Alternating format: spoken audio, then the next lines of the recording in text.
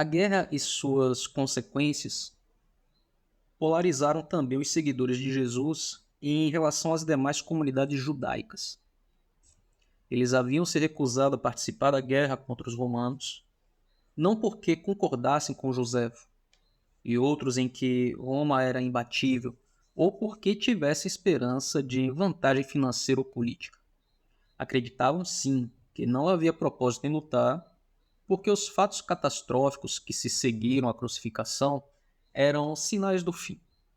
Sinais de que o mundo inteiro ia ser despedaçado e transformado, e isso consta no Evangelho de Marcos, no capítulo 3, a partir do versículo 4 ao 29.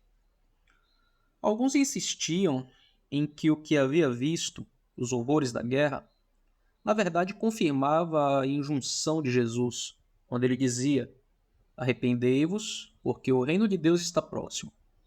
Marcos, capítulo 1, versículo 15.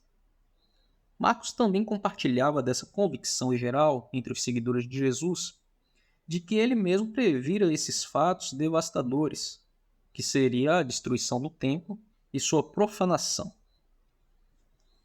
O Evangelho de Marcos, no capítulo 13, a partir do versículo 1 até o 14, encontramos o seguinte: ao sair Jesus do templo, disse-lhe um de seus discípulos: Mestre, que pedras, que construções! Mas Jesus lhe disse: Vês essas grandes construções? Não ficará pedra sobre pedra, que não seja derrubada. Quando, pois, virdes a abominação da desolação situada onde não deve estar quem lhe entenda, então os que estiverem na Judéia fujam para os montes. Era exatamente isso que acontecia então.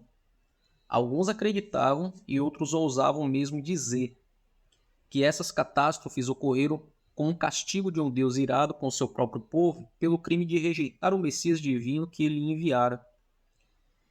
De qualquer modo, Marcos insiste em que os discípulos de Jesus não tinham motivo de queixa dos romanos, mas dos líderes judeus, o Conselho dos Anciãos, o Sinédrio, os escribas e os sacerdotes de Jerusalém, que haviam rejeitado o Messias de Deus, assim como agora rejeitavam Marcos, chamando-os de insanos ou possuídos por demônios.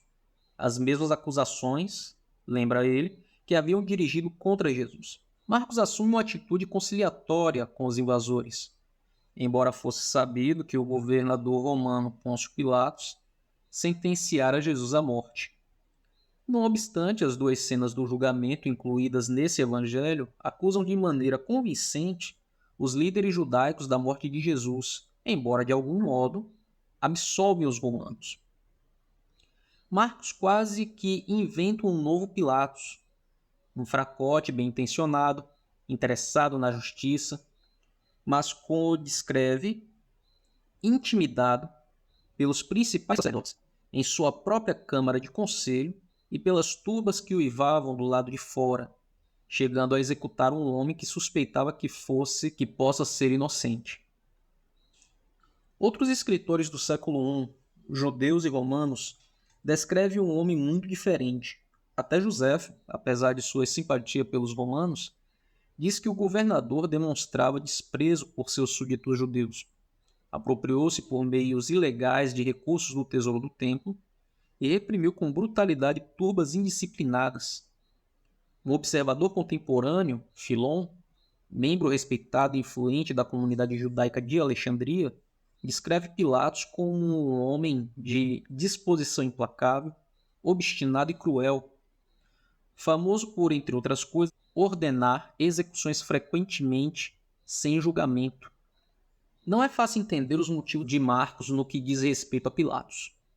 Na medida em que dirige sua narrativa aos leigos, mostra-se ansioso para afastar a suspeita dos invasores, ao demonstrar que os discípulos de Jesus não constituem ameaça à ordem romana, não mais do que Jesus fora. Marcos pode ter desejado também converter leitores gentios. Ainda assim, interessavam, sobretudo, os conflitos na comunidade judaica, em especial aqueles entre seu próprio grupo e os que lhe sujeitavam as alegações sobre Jesus. A despeito da hostilidade e suspeita que ele e o seu movimento despertavam entre judeus e gentios, incluindo, claro, os romanos, Marcos escreve dizendo proclamar o evangelho de Jesus Cristo, Filho de Deus. Ainda assim, ele sabe que para justificar tais alegações sobre Jesus, teria que responder a objeções óbvias. Se Jesus fora anunciado como rei ungido por Deus, como podia o movimento por ele iniciado ter fracassado tão clamorosamente? Como poderia seus discípulos tê-lo abandonado e fugido, enquanto soldados o capturavam como se ele fosse um criminoso comum? Porque quase todo o seu povo rejeitava as alegações sobre ele feitas, não apenas os moradores da cidade da Galiléia, mas também as multidões que ele atraíra em suas viagens por toda a Judéia e Jerusalém. E não era Jesus, afinal de contas, ele mesmo um sedicioso, contaminado em retrospecto por sua ligação com a fracassada guerra, tendo sido preso e crucificado como rebelde? Tentando responder a essas perguntas, Marcos coloca os fatos conhecidos sobre a vida de Jesus no contexto não apenas da luta contra Roma, mas da luta contra o bem e o mal no universo. Os puros acontecimentos da vida e morte de Jesus sugerem não poderiam ser entendidos sem referência ao choque entre as forças sobrenaturais que, acha, haviam se digladiado na Terra no tempo de Jesus. Ele tenciona contar a história de Jesus em termos de sua dinâmica oculta mais profunda, contá-la, por assim dizer, do ponto de vista de Deus.